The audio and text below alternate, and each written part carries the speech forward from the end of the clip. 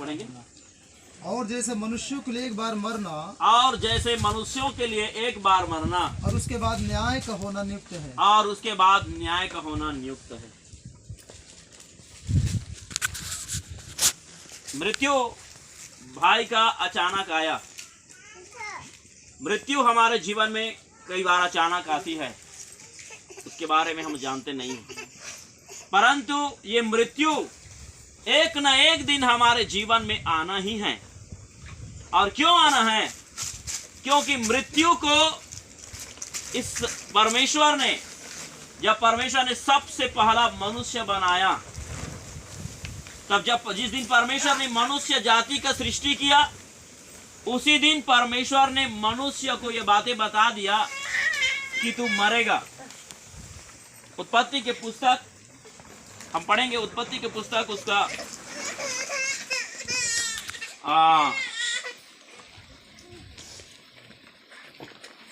3 अध्याय और उसका 19 वचन में हम देखते हैं इस बातों को। उत्पत्ति के पुस्तक 3 अध्याय और उसका 19 वचन को भी पढ़ेंगे। और अपने माथे के पसीने की रोटी खाया करेगा, हाँ, और अंत में मिट्टी में मिल हे मनुष्य, तू अपने माथे की पसीने की रोटी खाया करेगा, और अंत में मिट्टी में मिल जाएगा, और अंत में तू मिट्टी में मिल जाएगा। तू उसी में से निकाला गया, तू मिट्टी ही से निकाला गया, तू मिट्टी में तो है और मिट्टी ही में फिर मिल जाएगा। तू मिट्टी में से निकाला गया, तू मिट्टी तो है और मिट्टी ही में फिर मिल जाएगा। हम मनुष्य एक बातों को हमेशा याद रखें, माधव भाई का मृत्यु भले अचानक हुआ, लेकिन परमेश्वर की योजना में था वो। और यहाँ पर बैठे हुए हर जनों से मैं ये बातें कहना चाहता हूँ, जैसे माधव भाई जिस परिस्थिति से गुजरा, एक दिन हमारे जीवन भी वैसी परिस्थितियों से होकर गुजर के जाना पड़ेगा, क्योंकि परमेश्वर इस बातों को नियुक्त किया है। बाइबल में हमने पढ़ा कि मृत्यु को परमेश्वर ने नियुक्त किया है। और यहां पर देख रहा है कि परमेश्वर ने कब मृत्यु को नियुक्त किया था? जिस दिन परमेश्वर ने पहला मनुष्य बनाया, उसी दिन परमेश्वर ने उस मनुष्य को सृष्टि किया। उस दिन परमेश्वर ने बोल दिया, उस समय परमेश्वर ने उसके पाप के कारण उसको बोल दिया कि तू मिट्टी तो है और मिट्टी में फिर मिल जाएगा। यहाँ पर हम अपने आप में कभी ज्यादा घमंड न करें। हम सब की औकात यही है कि हम एक मिट्टी है, और हम अपनी कुछ भी बातों पर घमंड न करें, क्योंकि हम मिट्टी है और एक दिन मिट्टी में हम फिर से मिल जाएंगे। भजनकार एक अच्छी बातें बताता है, भजन संहिता 90 अध्याय और उसका 6 वचन को पढ़ेंगे, 5 और 6 वचन।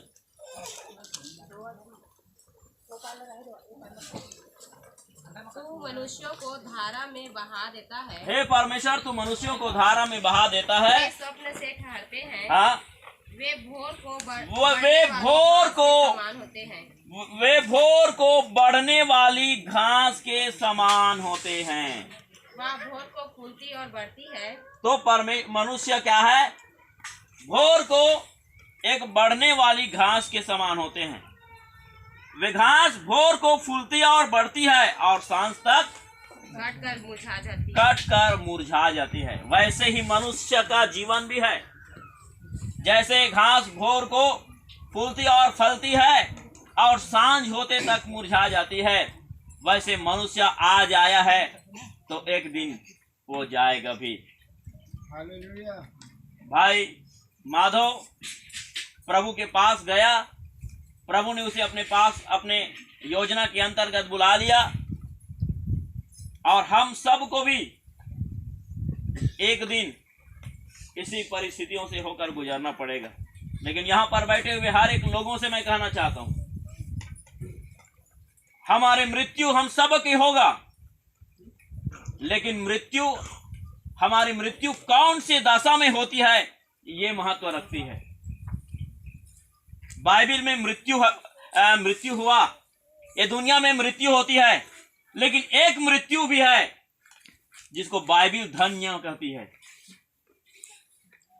पढ़ेंगे मेरे साथ में प्रकाशित वाक्य 14 अध्याय और उसके 13 वचन।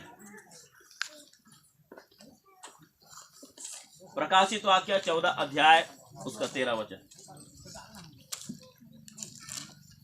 फिर मैंने स्वर्ग से यह शब्द सुना, हाँ लिख जो मृतक प्रभु में मरते हैं, हाँ, लिख जो मृतक प्रभु में मरते हैं वे अब से धन्य हैं। वे अब से धन्य हैं। ध्यान दीजिए, जो मृतक प्रभु में मरते हैं, इसका मतलब जो प्रभु को जानते हैं, परमेश्वर के वचन के अनुसार जीवन को व्यतीत करते हैं।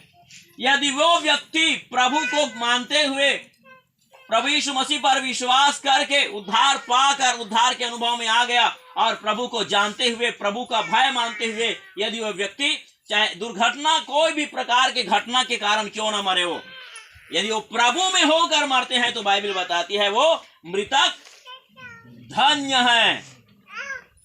हालेलुया। और ये भाई माधव दास के लिए एक धन्य मृत्यु है, क्योंकि उस भाई ने प्रभु को जाना। मैं जानता हूं बीते दिन आज उसका मृत्यु से पहले 20 दिन पहले करीब मैं उससे मिला था। वह प्रभु यीशु मसीह पर विश्वास किया, प्रभु को उसने ग्रहण किया और आगे जाकर प्रभु में ही वो सो गया। और बाइबल बताती है जो मृतक प्रभु में मरते हैं वो धन्य है, उसका मृत्यु धन्य है। हमारे भी जीवन में प्रभु यही चाहता है, जब हमारे भी जीवन में जब वैसे समय आए, हमारे भी जीवन में यही होना चाहिए कि हम प्रभु में मरे। यदि हम प्रभु में मरेंगे तो हमारी मृत्यु धन्य मृत्यु होगी। हालेलुया। और यदि हमारा मृत्यु यदि प्रभु में होना है तो हमको उद्धार करता प्रभु यीशु मसीह को जानना पड़ेगा, उस पर विश्वास करना पड़ेगा और उसके वचन के अनुसार चलकर हमें बपतिस्मा लेकर उसके राज्य का वारिस होना पड़ेगा। यदि हम ऐसे अपने मृत्यु की दशा में पाए जाएंगे तो हमारा भी मृत्यु धन्य होगा। इसलिए वहां लिखा है, एक बार और पढ़ेंगे उस वचन को। फिर मैंने स्वर्ग से यह शब्द सुना, हाँ, लिख हाँ, जो मृतक प्रभु में मरते हैं, जो मृतक प्रभु में मरते हैं वे अब से धन्य हैं। वे अब से धन्य हैं। आत्मा कहता है, आत्मा कहता है हाँ, हाँ, क्योंकि वे अपने सारे परिश्रम से विश्राम हाँ, पाएंगे। जो प्रभु में मरते हैं वो व्यक्ति, पहला बात धन्य है, दूसरा वो जो प्रभु में मरते हैं वो व्यक्ति क्या है, विश्राम पाएंगे। समझ आ रहा है क्या? जो प्रभु में मरते हैं वो विश्राम पाएंगे।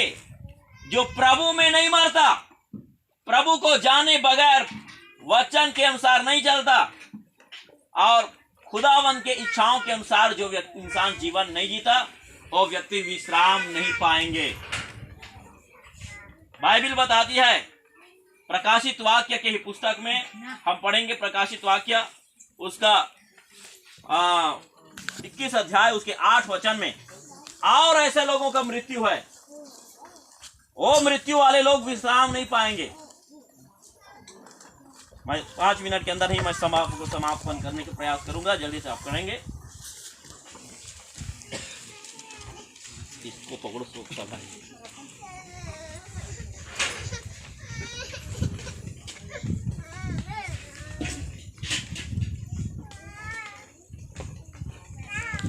पढ़े। परंतु डरपोक और अविश्वासियों और अविश्वासियों और घिनौनों और हत्यारों और व्यभिचारियों और व्यभिचारियों और टोनों और मूर्ति की पूजकों और मूर्ति पूजकों और सब झूठों का भाग उस झील में मिलेगा, जो आग और गंधक से जलती रहती है। वह दूसरी मृत्यु हाँ, है। जो प्रभु के इच्छा के अनुसार नहीं चलते वे लोग इसी मृत्यु में उन लोग क्या होंगे, जाएंगे। और वो मृत्यु एक दर्दनाक नरक की मृत्यु है। इसलिए हर एक लोग जो मरते हैं वो प्रभु में मरे। मैं भाई माधव वो प्रभु में सो गया, तो बाइबल के वचन के अनुसार मैं इन परिवार के लिए कहना चाहता हूं, हम एक दिन उसे मिलेंगे जब हमारा प्रभु यीशु मसीह मध्य आकाश में बादलों पर आएगा, जब तुरही फूंकी जाएगी और जो मसीह में मरे हैं वो मुर्दे दशा में जो है वो जी उठेंगे। उसके बाद जो जिंदा है बदल जाएंगे और हम बादलों में उस प्रभु के पास जाएंगे और हम उनसे मिलेंगे। इस बातों से इन परिवार के लोगों को आशा रखने की जरूरत है, धीरज रखने की जरूरत है, क्योंकि प्रभु में कोई मरता नहीं है, वो केवल सोता है। सोया है तो हम एक दिन उससे फिर से क्या करेंगे? मिलेंगे। यही हमारे लिए धन्य आशा है। इसलिए बाइबल बताती है कि हे विश्वासियों, तुम लोग दूसरों के समान, जो प्रभु को नहीं जानते, उन लोगों के समान तुम लोग दुखित मत होना, क्योंकि वे लोग जो मरे हैं वो लोग कभी एक दूसरे को नहीं मिलेंगे, नरक की ओर जाएंगे। परंतु जो प्रभु में मरते हैं वे लोग, हम एक दिन प्रभु यीशु मसीह जब दोबारा इस पृथ्वी पर अपने पवित्र संतों को लेने के लिए जब आएगा, उस दिन हम क्या करेंगे?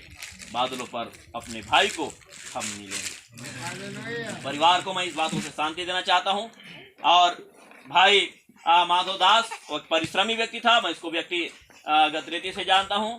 और भले ही वो परिवार से 20 साल करीब 15 साल करीब वो परिवार से दूर था, लेकिन मैं बचपन के समय में भी उस भाई से मैं मिला था और आया था बीते दिनों में, तो भी मैं उससे मिला था। वो व्यवहार में बहुत ही विशेष व्यक्ति था, बहुत ही महत्वपूर्ण भाई था और जो है बहुत ही अच्छे स्वभाव का था और बहुत ही परिश्रमी था। वो अपने परिवार के लिए बहुत सारे बातें वो सोच और विचार करके और बहुत बड़े जवाबदारी उठा के भी वो गया है। उन परिवार के लोगों को कष्ट है और क्लेश है कि एक जवान बेटा प्रभु के पास चला गया।